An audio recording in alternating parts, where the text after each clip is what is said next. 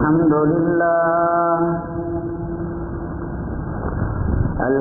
لله نحمده ونستعينه ونستغفره ونؤمن به ونتوكل عليه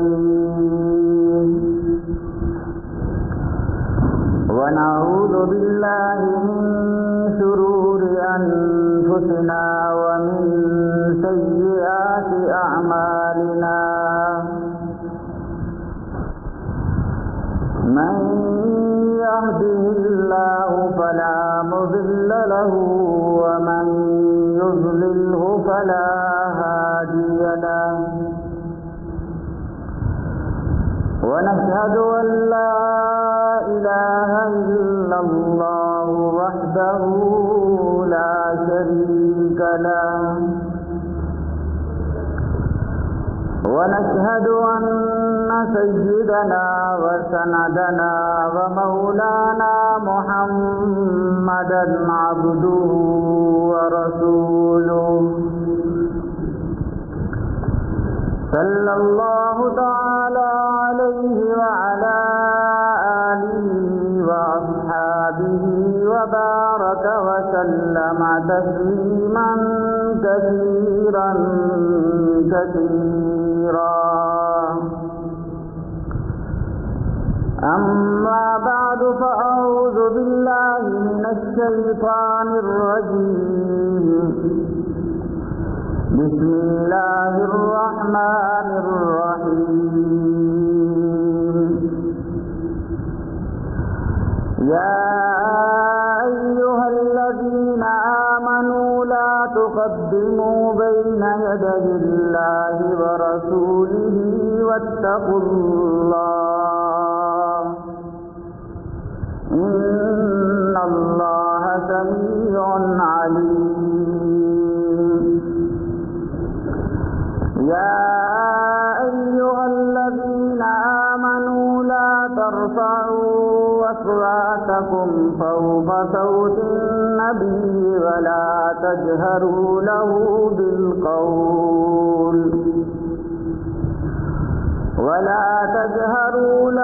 بالقول كجهر بعضكم لبعض أن تحبط أعمالكم وأنتم لا تشعرون. إن الذين يغضون أصواتهم عند رسول الله أولئك الذين امتحن الله قلوبهم للتقوى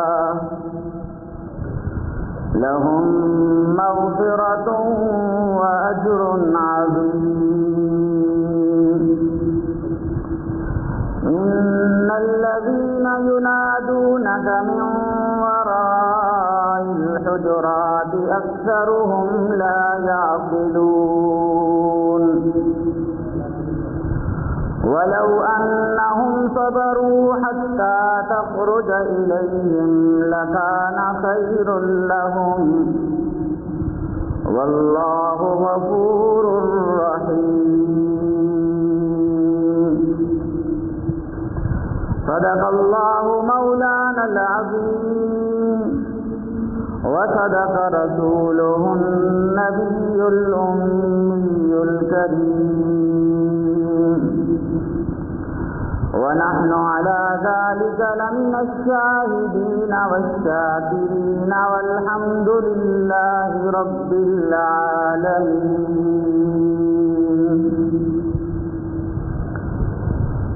بزرگان محترم، برادران عزیز، اللہ تعالیٰ کی حمد و ثنا اور رسول اللہ صلی اللہ علیہ وآلہ وسلم پر درود و سلام کے بعد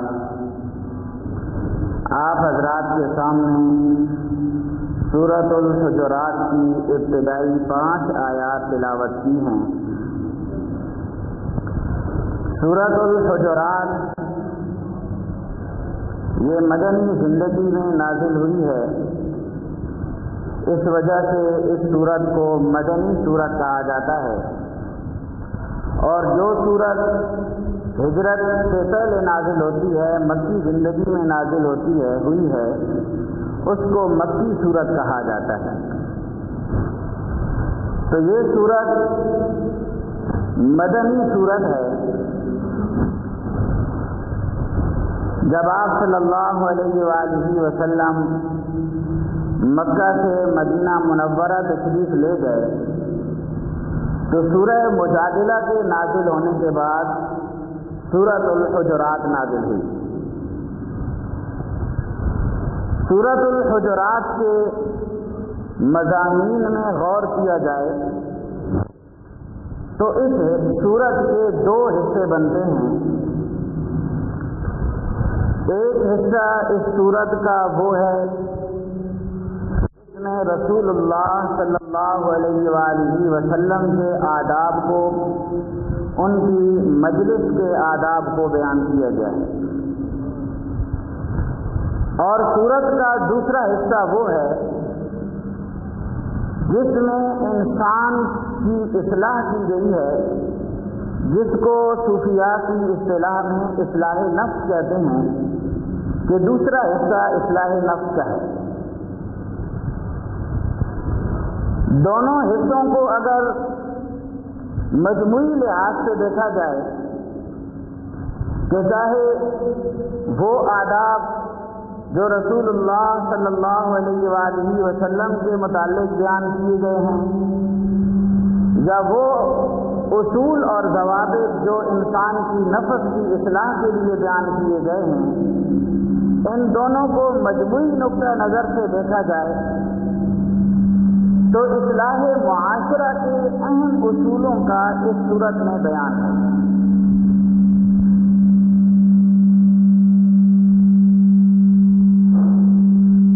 کہ انسان کی جو معاشرتی زندگی ہے، انسان کی جو ایک دوسرے کے ساتھ میل جول کی زندگی ہے،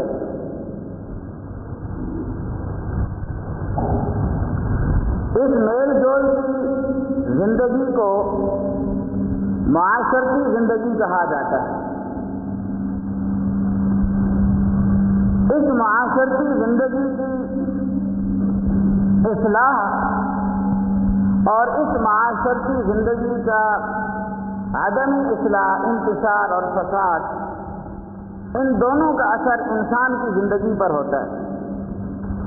معاشرہ اگر اصلاح والا ہے، معاشرہ اگر مہذب ہے، معاشرہ تعلیم یافتہ ہے، معاشرے کے اندر انسانیت کے آداب اور حقوق کا لحاظ ہے، تو پھر انسان کو بہت ساری چیزیں سیکھے بغیر، پڑھے بغیر عملی زندگی سے حاصل ہو جاتی ہیں۔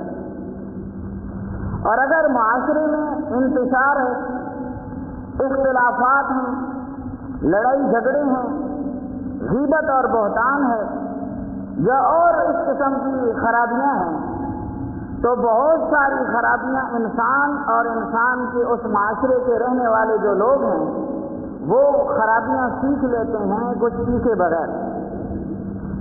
تو یہ معاشرہ جو ہے، معاشرتی زندگی انسان کی اصلاح پر اثر ڈالتی ہے۔ معاشرہ اگر درست ہے تو انسان ٹھیک ہے، اور معاشرہ درست نہیں تو انسان ٹھیک نہیں۔ یہ معاشرہ کیسے درست ہوگا؟ اس کی اصلاح کیسے ہوگی؟ اس سورہ حجرات کے اندر اللہ رب العزت نے تقریباً 15 وہ اصول بیان کیے ہیں کہ اگر انسان ان اصولوں پر عمل کرے گا تو معاشرے کی اصلاح ہو جائے گی۔ معاشرے کی اصلاح بینر لگانے سے نہیں ہوتی، معاشرے کی اصلاح حقوق طلب کرنے کے نعرے لگانے سے نہیں ہوتی، معاشرے کی اصلاح صرف دعوے کرنے سے نہیں ہوتی، عمل نہ ہو تو۔ لیکن اگر ہر شخص اپنے اوپر اس چیز کو لازم کرے کہ اللہ رب العزت نے اصلاح معاشرہ کے جو اصول اور ضوابط بیان کیے ہیں، میں خود ان اصولوں پر عمل کروں گا، تو معاشرے کا ہر فرد جب یہ سوچے گا کہ میں اپنی ذات کے لحاظ سے پہلے ان پر عمل کروں گا، پھر دوسروں کو اس کی دعوت دوں گا، دوسروں کے سامنے دعوے کروں گا، پھر اس کے بعد یہ نعرے لگاؤں گا، تو یہ نعرے لگانے سے پہلے اور دعوے کرنے کی نوبت سے پہلے ہی معاشرے کی اصلاح ہو جائے گی۔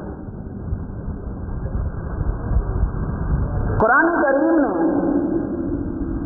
ایک اور مقام پہ فرمایا قوا انفسکم، اپنے آپ کو آگ سے بچاؤ۔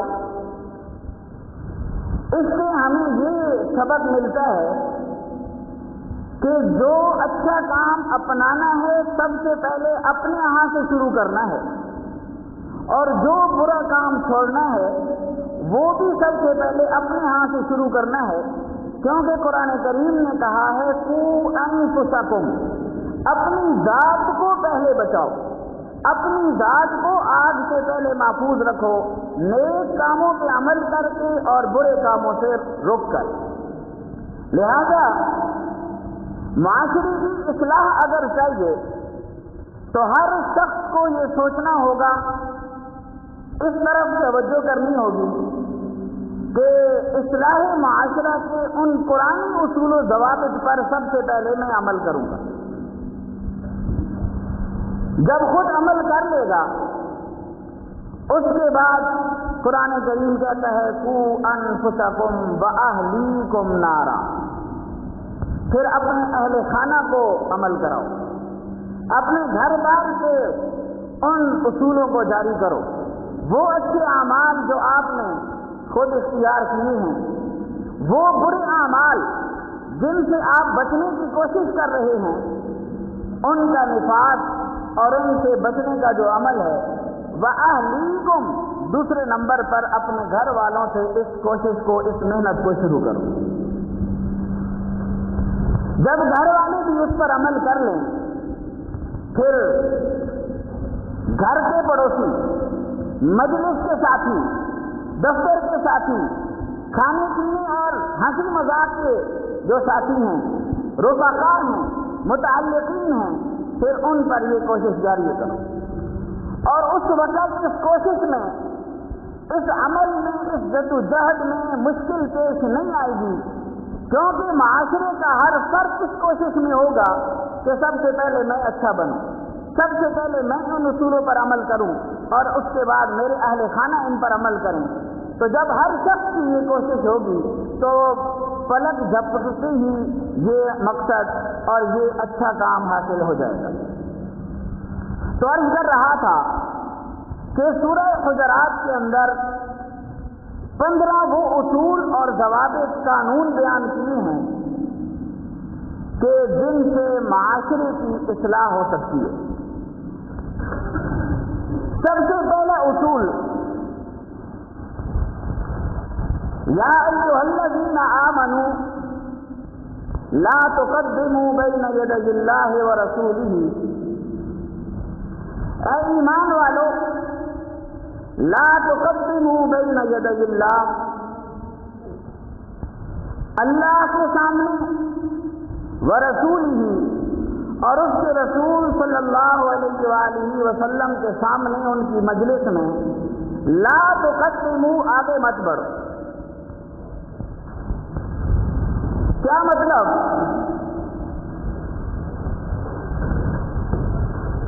علماء تفسیر نے لکھا ہے کہ جب اسلام پھیلا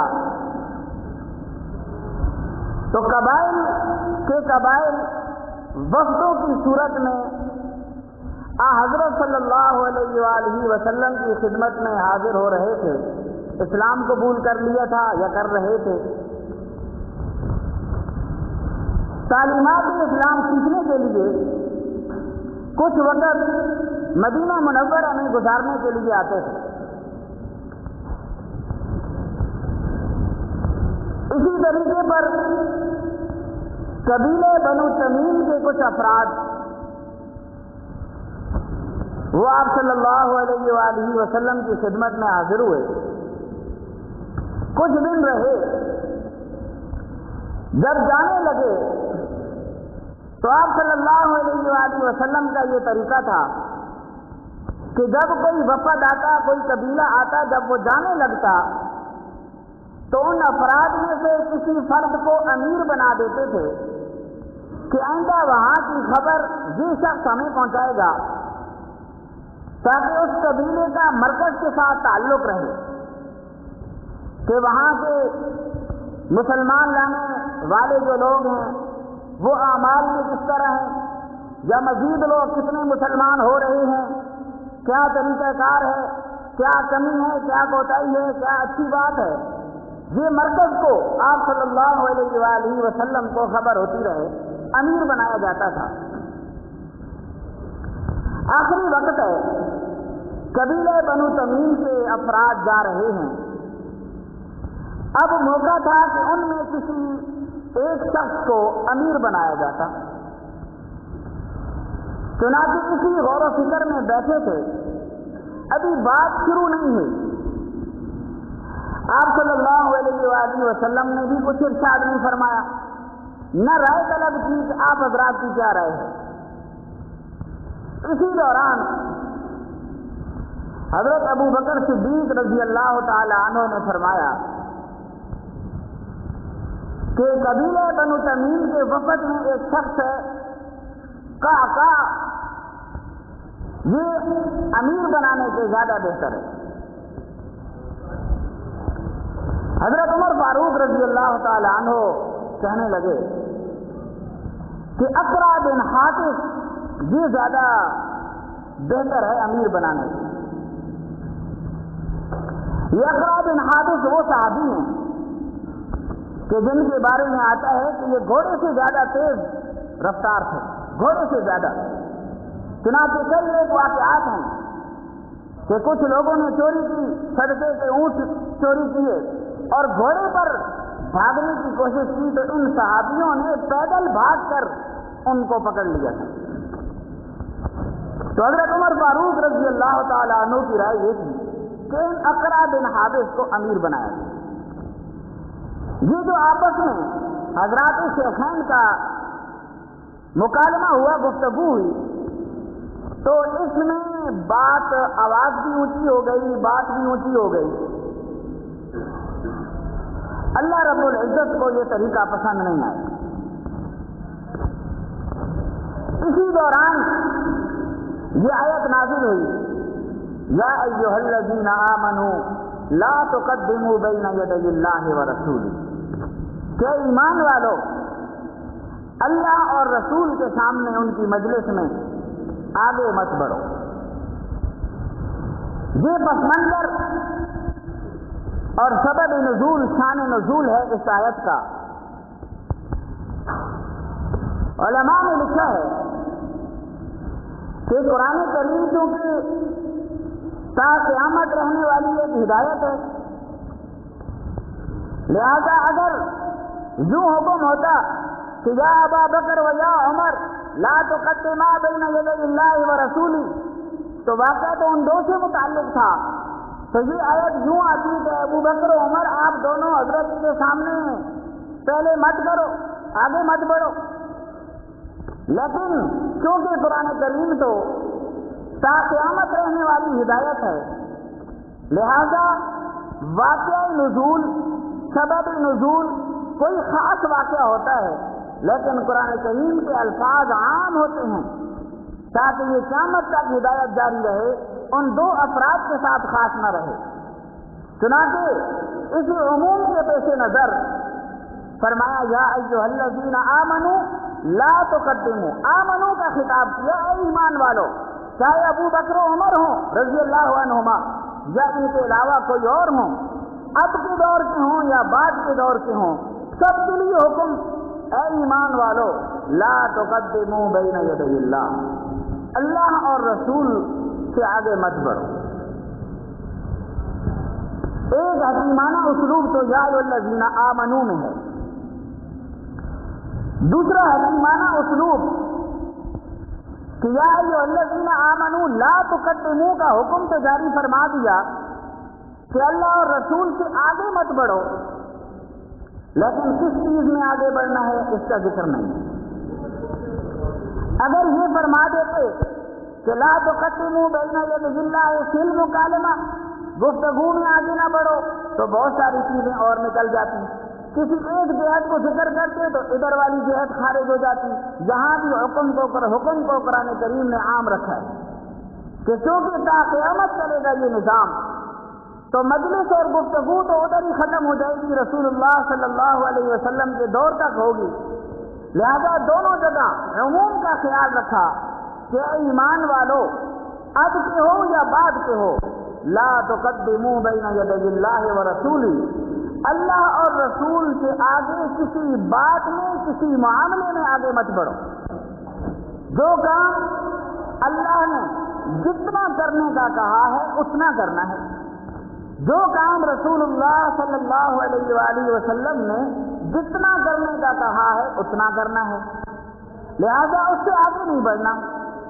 اس سے آگے بڑھو گے تو کہیں بے ادبی ہو جائے گی، کہیں بدعت ہو جائے گی، کہیں خلاف ورزی اور خلاف اولا ہو جائے۔ لہذا اللہ اور رسول سے کسی معاملے میں آگے مت بڑھو۔ 3 صحابہ آپس میں گفتگو کرنے لگے کہ آپ صلی اللہ علیہ وآلہ وسلم کی 24 گھنٹہ زندگی ذرا پوچھتے ہیں۔ ازواج مطہرات میں سے کسی ایک کے پاس گئے، فرمایا آپ نماز کتنی پڑھتے ہیں؟ آگے سے جواب ملا کہ آپ فرائض پڑھتے ہیں، رات کو تہجد بھی پڑھتے ہیں، سوتے بھی ہیں۔ روزہ کتنے رکھتے ہیں؟ فرمایا کہ کبھی روزہ رکھتے ہیں، کبھی افطار کرتے ہیں۔ فرمایا صدقہ کتنے دیتے ہیں؟ کہتے ہیں کبھی صدقہ دیتے ہیں جب موجود ہوتا ہے، جب موجود نہیں ہوتا تو صدقہ نہیں ہوتا۔ ان 3 صحابہ نے آپس میں مشورہ کیا کہ یار اللہ کا رسول تو اللہ کا رسول ہے، وہ تو جنتی ہے، معصوم ہے، ان کے لیے تو اعلان ہو گیا ہے کہ یغفر لک اللہ ما تقدم من ذنبک وما تأخر۔ گناہ سرزد ہونا تو ممکن ہی نہیں ہے، لیکن جہاں کہیں اجتہاد میں بھی غلطی ہو گئی ہے یا ہوگی، پہلے بھی معاف ہے، آئندہ والی بھی معاف ہے ان کو تو۔ لہذا آپ صلی اللہ علیہ وسلم تو بڑی ذات ہیں، معصوم ہیں، جنتی ہیں، ہم ان کے ساتھ کہاں مل سکتے ہیں؟ لہذا یہ تھوڑا تھوڑا حضرت کام کرتے ہیں، ہم زیادہ کام کریں گے۔ چنانچہ ایک صحابی نے عہد کیا کہ آج کے بعد میں ہمیشہ روزہ رکھوں گا۔ دوسرے صحابی نے کہا میں شادی نہیں کروں گا کہ کہیں بیوی بچوں کی روزی کمائی میں، ان کے ساتھ مصروفیت میں، عبادت میں خلل نہ آئے، لہذا میں شادی نہیں کروں گا۔ تیسرے نے کچھ اور دعویٰ کیا۔ آپ صلی اللہ علیہ وآلہ وسلم کو خبر ہو گئی، بلایا، کیا بات ہے، کیا گفتگو ہو رہی ہے؟ پوری بات بتائی گئی تو آپ صلی اللہ علیہ وآلہ وسلم نے فرمایا کہ میں کبھی سوتا ہوں، کبھی تہجد پڑھتا ہوں، کبھی افطار کرتا ہوں، کبھی روزے رکھتا ہوں، کبھی بال بچوں کے ساتھ مصروف ہوتا ہوں، کبھی اور دین کے کام کرتا ہوں۔ لہذا تم بھی اسی طرح کرو، یہ نہیں کہ پوری رات تہجد پڑھو، قم اللیل الا قلیلا نصفہ او انقص منہ، لہذا کچھ نفل پڑھو، کچھ آرام کرو، نفس کا بھی تم پر حق ہے۔ اور دوسرے نے کہا میں شادی نہیں کروں گا، تو آپ صلی اللہ علیہ وآلہ وسلم نے فرمایا النکاح من سنتی فمن رغب عن سنتی فلیس منی، نکاح میری سنت ہے، میری سنت سے اعراض مت کرو۔ تو اس واقعے سے وہ اصول سمجھ میں آیا کہ لا تقدموا بین یدی اللہ، کسی عمل میں، کسی بات میں، کسی کار خیر میں رسول اللہ صلی اللہ علیہ وآلہ وسلم سے آگے بڑھنے کا دعویٰ آگے بڑھنے کی کوشش، یہ بے ادبی اور گستاخی۔ جو کام جتنا ثابت ہے بس اتنا ثابت ہے۔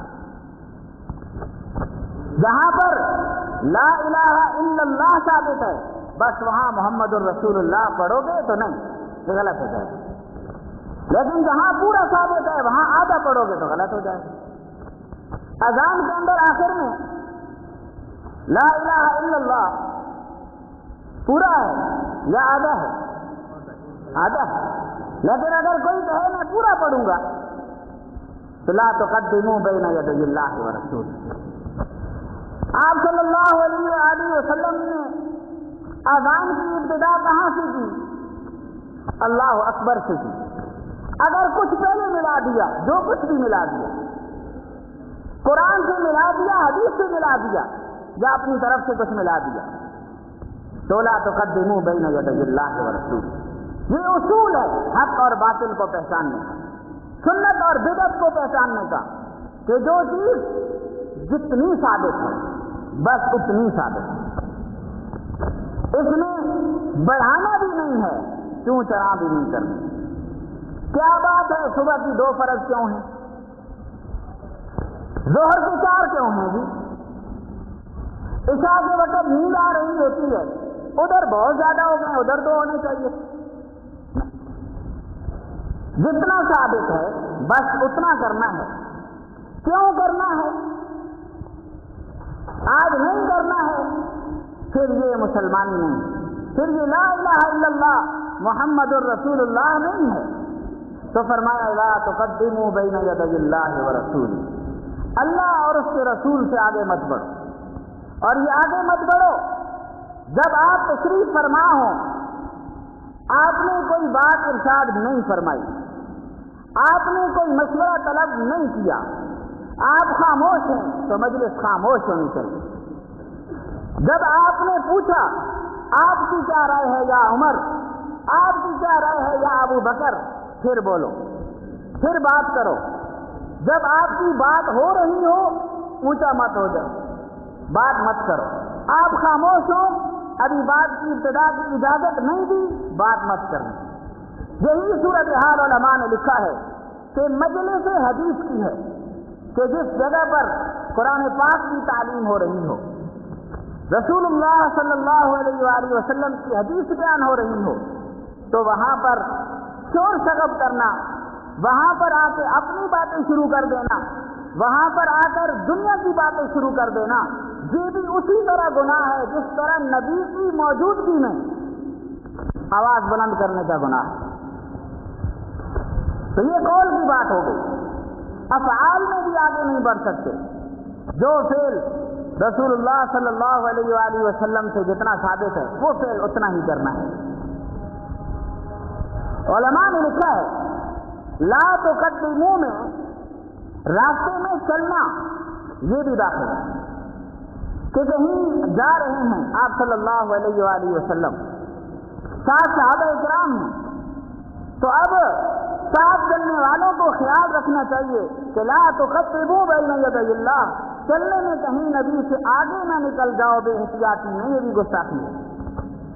چلنے میں بھی اس چیز کا خیال رکھنا ہے۔ ہاں وہ لوگ جو آپ صلی اللہ علیہ وآلہ وسلم نے خود مقرر کیے ہیں کہ آپ نے آگے جانا ہے، جیسے غزووں میں ہوا، جہاد میں ہوا، جب آپ صلی اللہ علیہ وآلہ وسلم کو پتہ ہے کہ یہ آگے اس لیے چل رہا ہے کہ یہ راستہ صاف کر رہا ہے یا میری نگرانی کر رہا ہے، جیسے پچھلے جمعے کو ذکر کیا تھا حضرت بلال کا واقعہ، تو وہ اس میں داخل نہیں۔ وہ الامر فوق الادب، کہ امر جب حکم آ جائے تو اس کا درجہ ادب سے آگے ہوتا ہے۔ اب ادب یہ ہے کہ پیچھے رہو، حکم یہ ہے کہ آگے چلو، تو پھر آگے چلنا ہے، کیونکہ حکم کا مقام ادب سے اعلیٰ ہوتا ہے۔ علماء نے لکھا ہے کہ اگر اس کو اور عموم کی نظر سے اس حکم کو دیکھا جائے اور اس کے اصلاح معاشرہ کا اصول اخذ کیا جائے تو پھر حکم یہ ہے کہ ہر شخص اپنے بڑے کی مجلس میں مت بولے، اس سے پہلے مت بولے، اس کی اجازت کے بغیر مت بولے، اس سے آگے مت چلے. لہذا والد ہے، استاد ہے، شیخ ہے، چچا ہے، یا کسی بھی درجے کا بڑا ہے، عہدے کے لحاظ سے بڑا ہے، دفتر کا انچارج اور نگران ہے، تو اس کی مجلس میں یا اس کے ساتھ چلنے میں بھی یہ آداب ملحوظ رکھنے ہیں کہ اس سے آگے نہیں بڑھنا، اس کی اجازت کے بغیر بات نہیں کرنی. والد کے سامنے بیٹا بے ہنگم مت بولے، ان کے ادب اور مجلس کا خیال کر کے بولے. کوئی بات شروع کرنی ہے، والد خاموش بیٹھے ہیں تو یہ نہیں کہ آتے ہی بولنا شروع کر دے، بلکہ پہلے پوچھے حضرت ایک بات کرنی ہے اگر اجازت ہو. چھوٹا بڑے سے اجازت پوچھے. اولاد والدین سے، شاگرد استاد سے، مرید شیخ سے، ماتحت بندہ اپنے افسر اور حاکم سے ان چیزوں کا خیال کرے. تو جب ہر بندہ ان چیزوں کا خیال کرے گا تو یہ پہلا اصول اخذ ہوگا کہ اس سے معاشرے کی اصلاح خود ہو جائے گی. کیوں؟ معاشرے کے بگاڑ کا بڑا سبب کہ چھوٹے بڑے کی تمیز نہیں رہی، اور یہ چھوٹے بڑے کی تمیز نہ ہونا یہ معاشرے کا بہت بڑا بگاڑ ہے، بہت بڑا فساد ہے. اور یہ کب کیسے آئے گا؟ یہ اسی طرح آئے گا کہ ہر چھوٹا یہ ان باتوں کا لحاظ کر کے بڑے کے سامنے گفتگو کرے، بڑے کی موجودگی میں ان کا لحاظ کر کے گفتگو کرے، تو انشاءاللہ اس سے معاشرے کی اصلاح ہو جائے گی. آگے فرمایا واتقوا اللہ ان اللہ سمیع علیم. یہ اصلاح معاشرے کا دوسرا اصول ہے کہ اللہ سے ڈرو، تقوی اختیار کرو. کہ جب دل میں تقوی ہوگا، اللہ سے ڈر ہوگا، تو پھر ان احکامات پر عمل کرنا خود آسان ہو جائے گا.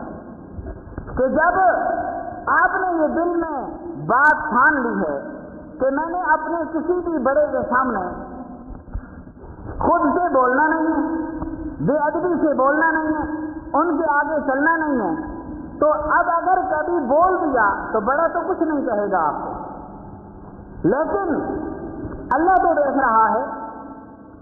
یہ جو اللہ دیکھ رہا ہے کا جو جملہ ہے، یہ انسان ہر وقت اپنے سامنے رکھے، یہی تقویٰ ہے. صوفیاء نے لکھا ہے کہ انسان جو کام کر رہا ہے اس کام کے بارے میں سوچے کہ اگر اس کام کا علم میرے والد کو ہو جائے گا تو وہ کیا کہے گا. شاگرد سوچے کہ اس کام کا علم میرے استاد کو ہو جائے گا تو وہ کیا کہے گا. اگر اس کام کی اور آج کی اس مجلس کی ویڈیو میرے کسی بڑے انچارج کے سامنے چلا دی جائے تو میرا کیا بنے گا. تو جب یہ ذہن میں خوف ہو کہ والد کے سامنے جب آئے گا یہ بات آئے گی تو والد ناراض ہوں گے، چاچا ناراض ہوں گے، استاد ناراض ہوں گے، افسر ناراض ہو جائے گا، تو اس کا مطلب ہے وہ کام تقوی کے خلاف. وہ کام جو آپ بڑے کے سامنے نہیں کر سکتے وہ خلوت میں بھی نہ کریں، اور جب خلوت میں نہیں کریں گے تو اس کا مطلب ہے خلوت میں کوئی روکنے والا نہیں ہے، صرف اللہ کا ڈر روک رہا ہے. اور یہ جو اللہ کا ڈر کہ اللہ ینظرنی، اللہ ینظرنی، اللہ مجھے دیکھ رہا ہے، اللہ مجھے دیکھ رہا ہے، یہی تقوی کی ابتدا ہے. اور جب انسان اللہ کے احکامات اور اوامر کو بجا لاتا ہے اللہ کا ڈر پیدا کر کے، اور اللہ کے منع کرنے والے کاموں سے بچ جاتا ہے اللہ کا ڈر پیدا کر کے، تو یہ تقویٰ ہے. اور جب یہ تقویٰ اونچے مقام کو پہنچتا ہے تو پھر انسان ان چیزوں کو بھی چھوڑ دیتا ہے جن سے خطرہ ہوتا ہے کہ یہ گناہ میں مبتلا کر دیں گے. وہ چیزیں ہوتی مباح ہیں، جائز چیزیں ہوتی ہیں، لیکن ان مباحات کو بھی انسان چھوڑ دیتا ہے. تو یہ ہے کمال تقویٰ. جیسے بعض صوفیاء وہ گوشت نہیں کھاتے، حالانکہ گوشت کھانا حلال ہے، کوئی اس میں بات نہیں ہے، لیکن گوشت کھانے میں کیونکہ خون کی روانگی میں تیزی آتی ہے، دوران دم بڑھتا ہے، جس کی وجہ سے انسان بعض اوقات غافل ہو جاتا ہے، بعض اوقات گناہوں میں مبتلا ہو جاتا ہے. تو لہذا صوفیاء اس سے بچتے ہیں، یہ کمال تقویٰ ہے. اور جب تقویٰ انسان کو حاصل ہو جاتا ہے تو سارے امور انسان کو حاصل ہو جاتے ہیں۔ تقوی کی کیا فضیلت ہے؟ ایک مقام پہ اللہ رب العزت نے فرمایا ان اللہ مع المتقین، کہ اللہ متقین والوں تقوی والوں کے ساتھ ہے، متقین کے ساتھ ہے۔ کیا مطلب متقین کے ساتھ ہے؟ ایک تو فضیلت کی بات ہے کہ ان کا مقام معیت خدا بندی ہے کہ یہ اللہ کے ساتھ رہیں گے، اور دوسری بات یہ کہ تقوی والا جو ہر چیز سے بچ رہا ہے اس لیے کہ اللہ دیکھ رہا ہے، اللہ دیکھ رہا ہے، اللہ دیکھ رہا ہے، تو یہ خود اللہ کو اپنے سامنے حاضر ناظر کیے ہوئے ہے، لہذا جب اس کا گمان یہ ہے تو اللہ کہتا ہے میں بھی اسی کے ساتھ ہوں، ان اللہ مع المتقین، کہ اللہ تقوی والوں کے ساتھ ہے۔ تو یہ دوسرا اصول اصلاح معاشرت ہے کہ انسان جو بھی کام کرنے لگے اس کے بارے میں سوچے کہ یہ اللہ کے حکم کے مطابق ہے یا اللہ کے حکم کے خلاف ہے۔ آگے تیسرا اصول، یا ایھا الذین آمنوا لا ترفعوا اصواتکم فوق صوت النبی ولا تجهروا له بالقول كجهر بعضكم لبعض ان تحبط اعمالكم وانتم لا تشعرون۔ لا ترفعوا اصواتکم فوق صوت النبی، کہ تم نبی علیہ الصلوۃ والسلام کی مجلس میں اپنی آوازیں اتنی بلند مت کرو کہ آپ لوگوں کی آوازیں فوق صوت النبی، نبی کی آواز پر غالب آ جائے، تو یہ بھی مجلس کے خلاف ہے۔ ولا تجهروا له بالقول كجهر بعضكم لبعض ان تحبط اعمالكم وانتم لا تشعرون، اور نبی علیہ الصلوۃ والسلام کو اس طرح مت پکارو جیسے آپس میں ایک دوسرے کو پکارتے ہو، جیسے آپس میں ایک دوسرے کو بے تکلفی والی آواز دیتے ہو۔ لا تجهروا له بالقول كجهر بعضكم لبعض، کیوں کہ بعض دفعہ یہ پکارنا اور یہ آواز بلند کرنا بے ادبی ہو جائے گا، گستاخی ہو جائے گا، اور آپ کو پتہ بھی نہیں چلے گا ان تحبط اعمالکم، کہ تمہارے اعمال ضائع ہو جائیں گے، وانتم لا تشعرون، اور آپ لوگوں کو احساس بھی نہیں ہوگا۔ یہ تیسرا اصول ہے کہ بڑی کی موجودگی میں آہستہ آواز سے بات کرنی ہے، اونچی آواز سے بات نہیں کرنی۔ چنانچہ جب یہ آیات نازل ہوئیں تو حضرت ابوبکر صدیق رضی اللہ تعالی عنہ اس کے بعد بہت آہستہ بولتے ہیں، اور حضرت عمر رضی اللہ تعالی عنہ کے بارے میں لکھا ہے کہ آپ سے دوبارہ پوچھنا پڑتا تھا کہ کیا کہا ہے، اتنا آہستہ بولتے تھے کہ پوچھنا پڑتا تھا کہ آپ نے کیا کہا ہے۔ اور ایک اور صحابی ہیں ثابت بن قیس، ان کے بارے میں لکھا ہے کہ وہ فطرتی طور پر بلند آواز تھے، بہت اونچی آواز تھی ان کی۔ انہوں نے جب یہ آیت سنی تو اپنے گھر کے اندر رہے اور روتے رہے، بیٹھے۔ دو چند یوم کے بعد آپ صلی اللہ علیہ وآلہ وسلم نے پوچھا کہ وہ ثابت بن قیس نظر نہیں آ رہے، کہیں بیمار تو نہیں ہیں؟ ایک صحابی نے عرض کیا کہ یا رسول اللہ، میرے گھر کے قریب رہتے ہیں، بیماری کی تو خبر نہیں ہے، لیکن آج معلومات کر لوں گا۔ چنانچہ آ کر دربار نبی نے خبر دی کہ حضرت وہ پریشان ہیں، جب سے یہ آیت نازل ہوئی ہے یا ایھا الذین آمنوا لا ترفعوا اصواتکم فوق صوت النبی، اس کے بعد سے وہ پریشان ہیں کہ میری آواز بلند ہے، کہیں مجلس نبی میں بے احتیاطی سے آواز بلند ہو جائے تو اعمال سارے ضائع نہ ہو جائیں۔ بلایا گیا انہیں، چنانچہ وہ دربار میں حاضر ہوئے، پوچھا کیا بات ہے؟ کہا ڈر ہے کہیں منافق نہ ہو جاؤں، اعمال ضائع نہ ہو جائیں۔ تو رسول اللہ صلی اللہ علیہ وآلہ وسلم نے فرمایا کہ اے ثابت بن قیس، آپ تو جانتی ہیں اور آپ کی زندگی بہت اچھی زندگی ہے، اور آپ کی موت تو شہادت کی موت ہے،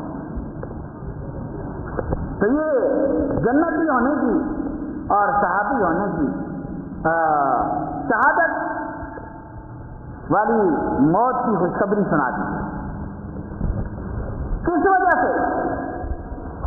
آواز کو بلند اور پست کرنے کا معاملہ ہے، اور ہمارے ہاں یہ معاملہ ہو تو ہم اس کو بڑا ہی نہیں سمجھتے، کوئی چیز ہی نہیں سمجھتے، لیکن اصحاب رسول صلی اللہ علیہ وآلہ وسلم نے ان کو اس ایک چھوٹے سے معاملے کو اہمیت دی ہے، اور اس اہمیت کا نتیجہ کیا نکلا کہ زبان نبوت سے جنتی ہونے کی اور شہادت کی موت کی خوشخبری سنائی گئی.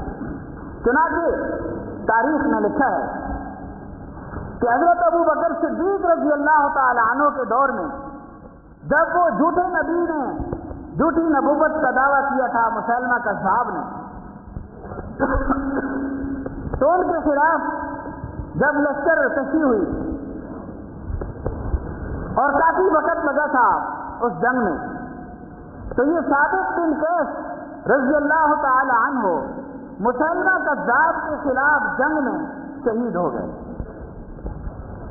تو جنتی ہونا تو تھا ہی تھا.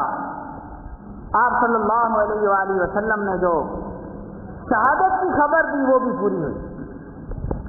اسی ضمن میں ان کا ایک عجیب واقعہ ہے. شہادت کے بعد کسی صحابی کو خواب میں نظر آئے، یہی ثابت بن قیس رضی اللہ تعالی عنہ. تو جب شہید ہوئے تھے تو ان کے جسم پر بہت اعلیٰ قسم کی زرہ تھی،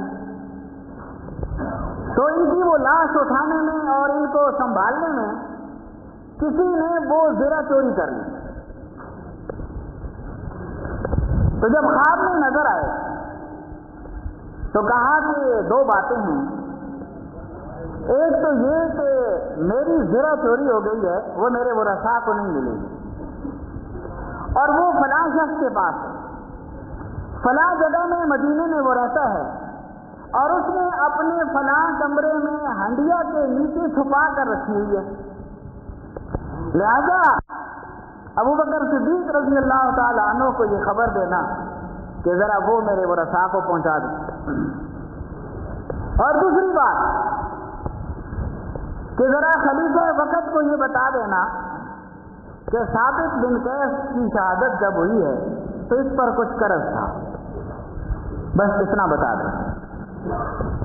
چنانچہ صبح ہوئی، وہ صحابی حضرت ابو بکر صدیق رضی اللہ تعالی عنہ کے دربار میں آئے، کہا کہ حضرت یہ دو باتیں ہیں.